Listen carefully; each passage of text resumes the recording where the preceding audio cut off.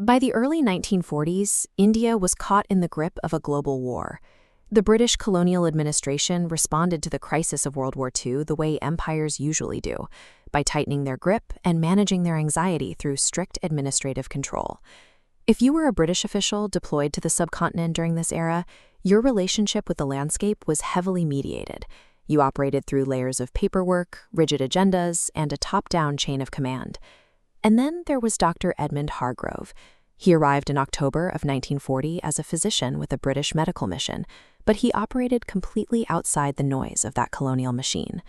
While his colleagues remained tethered to administrative hubs, Edmund ventured deep into the northeastern hill districts. He went entirely alone. He didn't carry requisition forms, he didn't demand an audience with local leaders, and he brought nothing but his medical bag.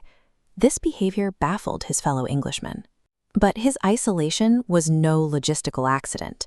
He deliberately bypassed the bureaucracy to establish direct, unmediated contact with the people he was there to treat.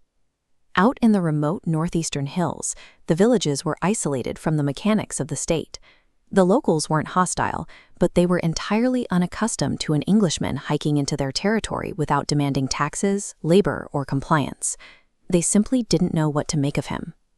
At first, Edmund tried to explain himself using the local dialect. He learned phrases like, "I am here to help," and "show me where it hurts." But his accent was so clumsy that the village children would cover their mouths to hide their laughter. Without a reliable way to communicate his intentions through speech, he was operating in a total vacuum of trust. He had to prove he wasn't a threat, and he had to do it using only his physical actions. With the language barrier in place, the medicine became the message. The act of setting a bone or cleaning a wound was the only way to signal that these lives held value to him. The physical reality of providing that care was grueling. When patients couldn't come to him, Edmund walked to them, sometimes hiking for hours each way through steep, unforgiving terrain. His daily practice was gritty and unsentimental. He methodically set broken bones, treated rampant infections, and sat quietly with the dying through the night when the only thing left to offer was his presence. He harbored no romantic illusions about the landscape or his place in it. He approached his work with a clinical, humane precision that refused to flinch at whatever suffering was placed in front of him. That unflinching attention began to bridge the gap. When a doctor sits with you in the darkest hours of a fever, their precise, deliberate actions communicate reliability far more effectively than spoken platitudes ever could. 2 years passed this way.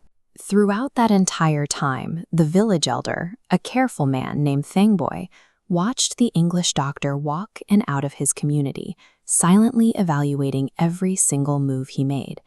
Finally, Thangboi approached Edmund with a young interpreter in tow. He didn't offer a grand welcome. Instead, he asked one blunt, foundational question. "What do you want here?" Edmund replied with 2 words, "To be useful." His response bypassed the expectations of a colonial official, prioritizing the villagers' needs over his own authority. Thangboi absorbed this and nodded. Sometime after that exchange, the villagers gave Edmund a name in their own language. Translated, it meant, "the quiet one who listens." He had crossed an immense cultural divide. But even with the trust of the village secured, Edmund still lacked a formal vocabulary for the philosophy driving his life's work. The language he was missing finally arrived during his 3rd year in the hills.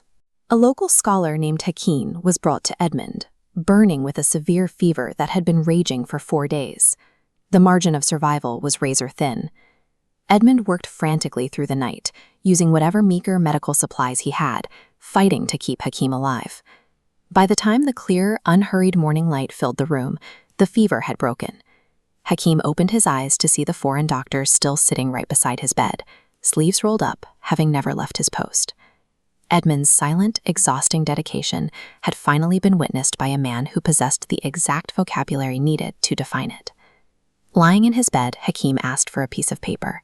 He carefully wrote down a single sentence in Arabic and handed it to Edmund's young interpreter. The guide read the translation aloud. "Whoever saves one life, it is as though he has saved all of humanity."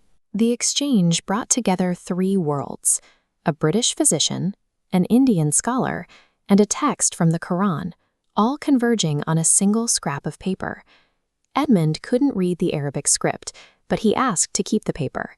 He folded it, placed it in his shirt pocket, and carried it with him as a quiet manifesto that would guide every action he took for the rest of his life.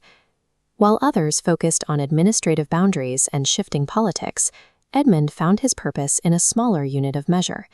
He spent his years proving that, to those in the hills, the value of a single life was everything.